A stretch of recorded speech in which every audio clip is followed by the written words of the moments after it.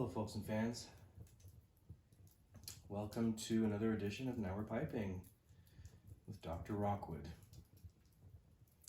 Today I'm smoking yet again my Claude Romain Elan, and in it, some more Quiet Nights by GLPs.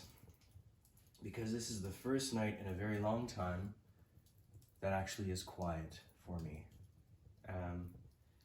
I'd like to start off by apologizing for not posting videos early on this week, as usually is my regular time, Monday or Tuesday. Usually I post a video. We were in the middle of moving house. We didn't move far. We literally moved next door to the unit next door. So at least there's that. But it was still...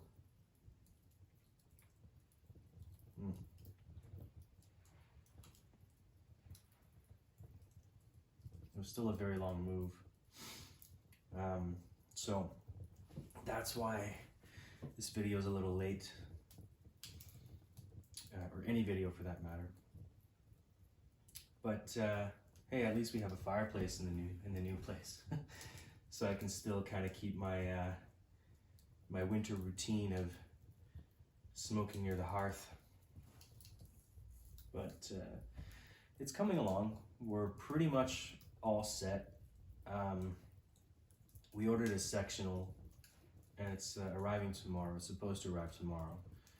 So I think that's like the last thing that we have left, the last big thing at least. Oh, and a dryer. So we have a washing machine, but the dryer was back ordered, so it's coming in like a week, I think. So the neighbors are kind enough to let us either use the one next door, or we just hang our things up to dry anyway, like people did it for millennia.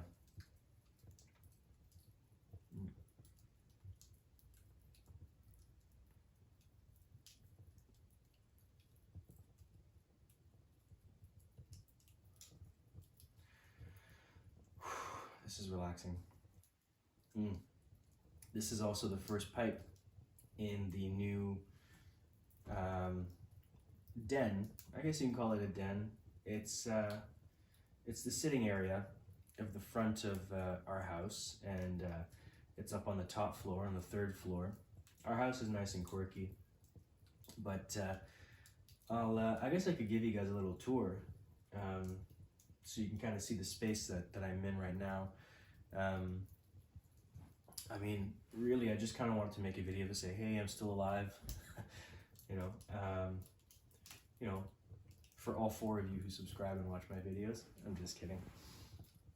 Yeah.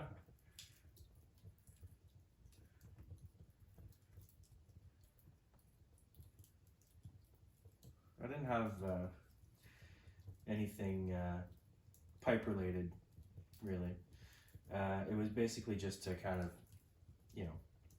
let you guys know I'm still around, apologize for the late video, and I did a little project today in this room that I kind of want to share with you guys, and I think it's really cool, and I really hope that it holds up. So what I can do is I'll turn the camera around and I'll give you guys a little tour of my space. This is still a shared space, but as you'll see, I have a curtain up, and that's how I can justify smoking right next to the dining room and kitchen in this front room without having smoke kind of permeate throughout the house. And if I leave the window open, the smell should be gone by the morning, because the smell of pipe tobacco doesn't really linger in the same way that cigars or cigarettes do. So anyway, I'll turn the camera around, I'll show you what I'm working with, and give me 1 second. Thanks.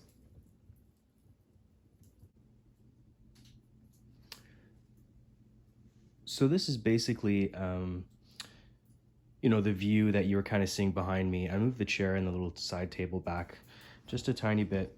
Sorry about the shakiness. Just a tiny bit, because normally when I'm not smoking by the fire, that's usually where that chair lives. So yeah, I got my little roll top desk, my little chair there. The fireplace is going. Of course, West Ham United flag. best football club in the world. Oh yes, I'd be remiss if I didn't show you these massive windows that just sort of look out onto the street here. We're on the top floor of a 3-story house, so these windows, it's great, provides tons of light, and it's just really nice to be able to smoke and, you know, sit by the fire, look outside, watch the world go by in such a cozy yet kind of quirky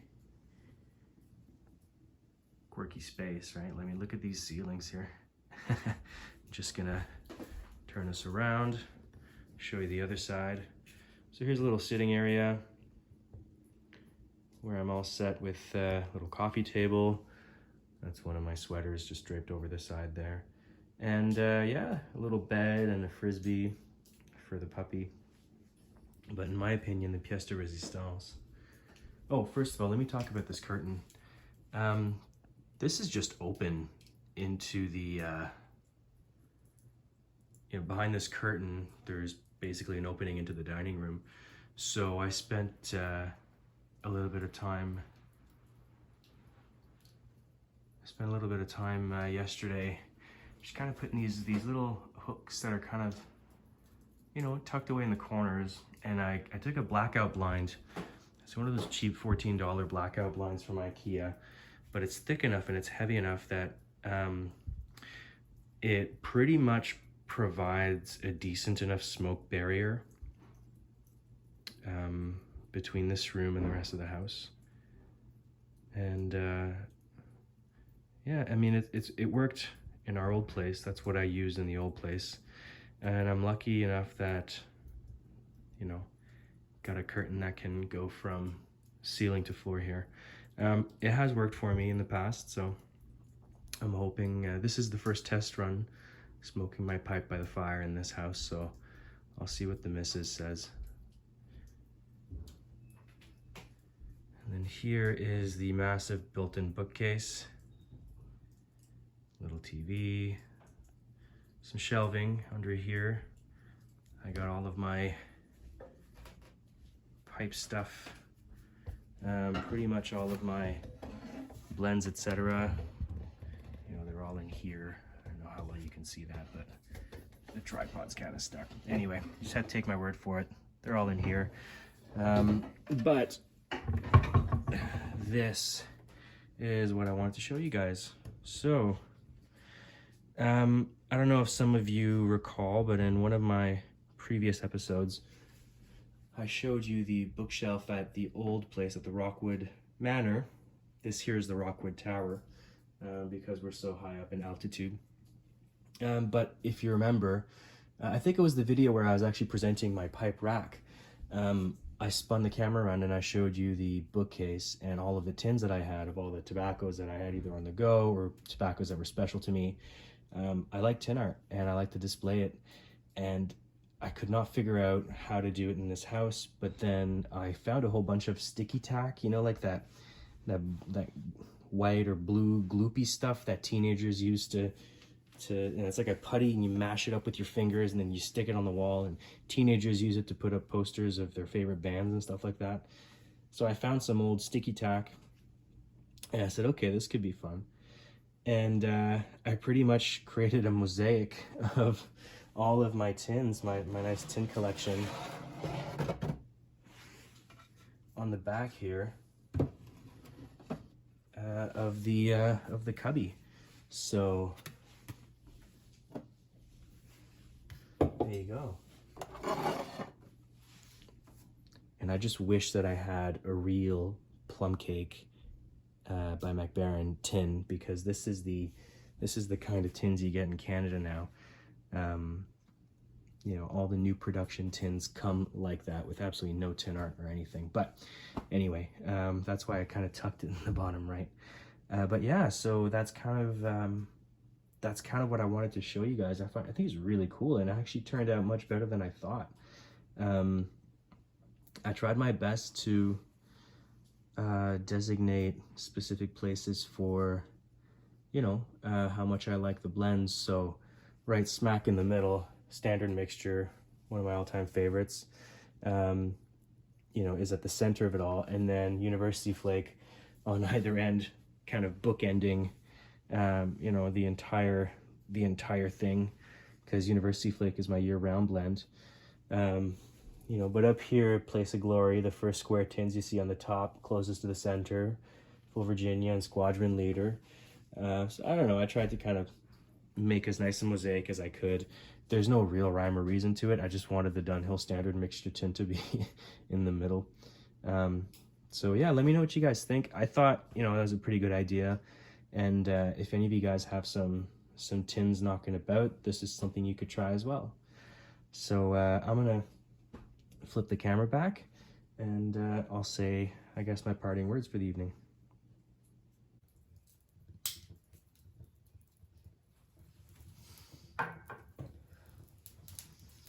So we're back. Yeah, so I hope you like the little tour of the front area here. I'm just pleased that I still have a fireplace, to be honest with you. It's very rare, especially up here, to be able to have that luxury. Yeah, let me know what you think about that tin backing that I showed you. I think it, like I said, I think it worked out really well. I've seen a few people just sort of drive a nail through the lids of tins on the side of workbenches. I think I've seen that on Simon's channel. He's got that in his workshop. A couple other people as well. But this is the whole tin, and the reason I didn't just use the lids is I kind of want to keep the whole tin. Yeah, I kind of want to have the whole thing so that I can take it down and I can stack them, I can use them. I mean, they're collectible, right? They tell me the dates that I first purchased these. All of those were pretty much the first tins that I had bought of each of those blends, right, respectively. So like, that tin of Durbar was my first tin of Durbar by Dunhill, and it tells me the date that I got it, the date that it was tin. So whenever I first smoked Durbar, it was however many years old when I got it, stuff like that. So I didn't want to, lose that little bit of history when it came to the tin. So I just stuck the whole thing on it. But yeah, also another thing, I've pretty much resigned myself to the fact that I'm just not gonna, I'm gonna stop making an effort to try hiding my face, because you've all seen it before, and it takes way too much time to just sort of fiddle around with the camera angle before I hit, record. So if you see my face, you see my face. I've just stopped trying to make an effort to remain as incognito as possible. So there you go. I hope this was interesting for you. I mean, it kind of feels good to just sit back, relax, and have a pipe and chit chat a little bit, especially after this move. It's tough because we knew we were getting the place about a month ago, and it was vacant. So we had the keys, and we just started moving things over slowly. So it's been a different move than any other that I've been through myself, and my wife as well. In that you're not just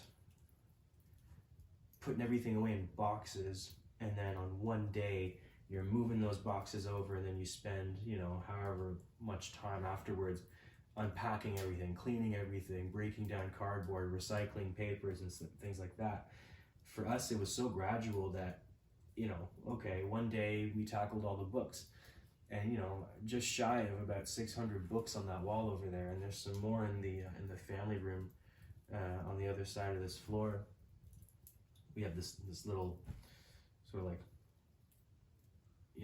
ledge in the living room that has like a divot.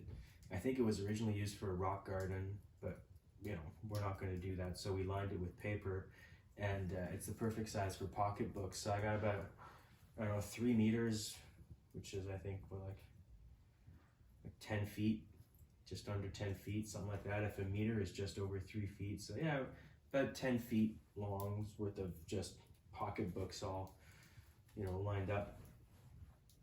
So yeah, the books, that took an entire evening, and then my cousin and his missus, they came over to help us out as well. So every day we'd be doing something. Every day there'd be something else to be moved or something else to be done. And you know, we were split between two homes for almost a month because we'd spend all the time here, but then we have to go back over there to sleep, or we didn't have the internet set up here, and because we work from home now because of the pandemic, we'd be spending all of our evenings here, but then working over there and then just sleeping over there. And so it was almost more exhausting having your life split in half just to save yourself the hassle of having to pack and bring everything over, albeit next door. So it was more exhausting to do that than it would have been to just do a traditional move. So I'm really happy that I can finally do this. I really hope I can find, a solution to this curtain because it's a little gaudy. But anyway, we'll see how it goes. So that's it. Thanks very much, and I'll see you on the next one. Bye.